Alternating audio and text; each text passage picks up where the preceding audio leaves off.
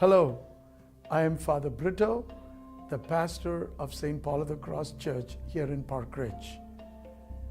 We all agree that this is a wonderful parish. We are fortunate to be part of it. 2 years ago, we celebrated the Centennial of our parish community. We gave thanks to God for having given us such a wonderful parish. Now the question is, how shall we make sure that this parish remains vibrant and alive for the next 50 or 100 years? Our parish council over the last 3 years has spoken to various ministries and groups and has identified certain projects that we must undertake in order to make sure that our parish remains vibrant. Now you know, here in Park Ridge, we have our City Hall, our library, and our Pickwick Theatre. All of them have done renovations, new roofs, updated wiring, weatherproofing, or rebuilding entrances for easier access. We need to do similar things here at St. Paul. While we were thinking about doing these projects, Cardinal George asked us to undertake a campaign entitled "To Teach Who Christ Is." All these projects that we are going to do here are meant to teach our children, our grown-ups, about Jesus. Let me list for you the projects that we would like to undertake. Here we are in front of the church at the narthex. Now, as you enter this beautiful church, you can immediately notice these beautiful stained glass windows that we restored a couple of years ago. But you will notice that we do not have a restroom upstairs. When we have funerals or weddings or even masses, people have to walk all the way downstairs in order to use a restroom. So we would like to start with a restroom upstairs. And then as we enter the church, if you look up, you will notice that the paint is peeling and this church needs to be repainted. The last time we painted this church was for our 75th anniversary. That is almost 28 years ago. And I do believe it is time. And look at our sanctuary. We have a beautiful sanctuary. But if only we could do better lighting and paint the sanctuary a little better, I believe the sanctuary will pop out. And that is what we would like to do here in the church.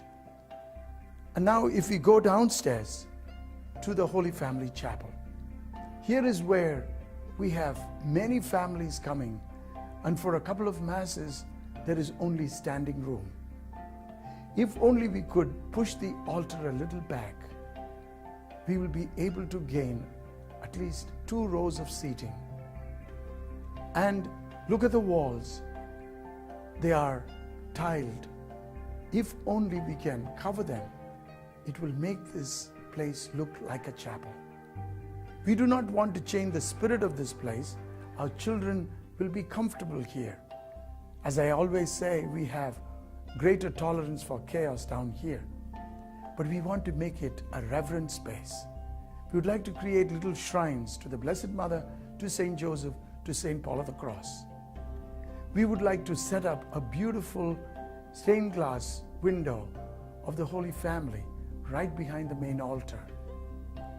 And now if you look at the windows, these windows are very old and many of them are stuck closed.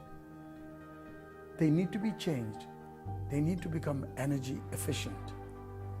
And as we come out here to this stairwell, we could create a beautiful shrine to the Holy Family with a statue of Jesus in his teenage years with Mary and Joseph and surrounded by some American children, so that when they come down the stairs, the children will immediately notice that they are entering a sacred space. Coming outside of the church, we see the parking lot between the church and the school. We realize that this is an ideal area for our long-planned playground apparatus. The jungle gyms, the swings for the younger children at recess. Today's playgrounds need proper drainage and surfaces that will endure all types of weather. We already have architects' renderings, and we want to start the building of our playground right away. While our school is self-contained, so to speak, there are other facilities that need upgrading, namely our Kinane Center and our Adoration Chapel. The entrance to the Kinane Center is not currently handicap accessible. When we have meetings on the second floor, we need to have access. And for this, we realize an elevator is required. Our Adoration Chapel is accessed by a lot of our seniors who find it hard to negotiate those steps. An elevator will be a boon. Of course, we'll also create a handicap accessible bathroom. Now you know that Kinane Center was originally the convent with personal rooms for the sisters. Now our many parish groups, including our AOW guilds, can use the rooms on the second floor. And this means we could take out the small rooms and create a big meeting space. Lastly, I have to tell you about one of the untouched buildings, the rectory, where the priests live. When you see your pastor and the priest, you know we love food. And I cook. Specifically, the kitchen area is where the priests meet each other and spend time together. That kitchen goes back to the 1950s, and nothing has ever been done there. We would like to update that kitchen so that we will have a little more space. The priests can sit together and visit with each other. This is our only common area. One last thing.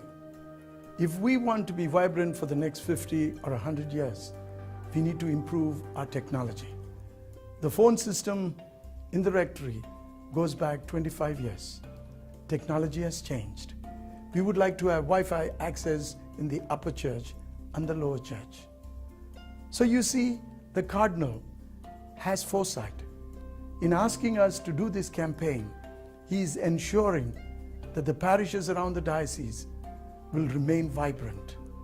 And that's what we would like to do. We would like to undertake these projects to ensure that we can teach our children and our adults about Jesus. We want to make sure that this parish will be as vibrant as it is today.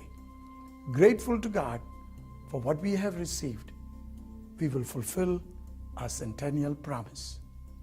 God bless you.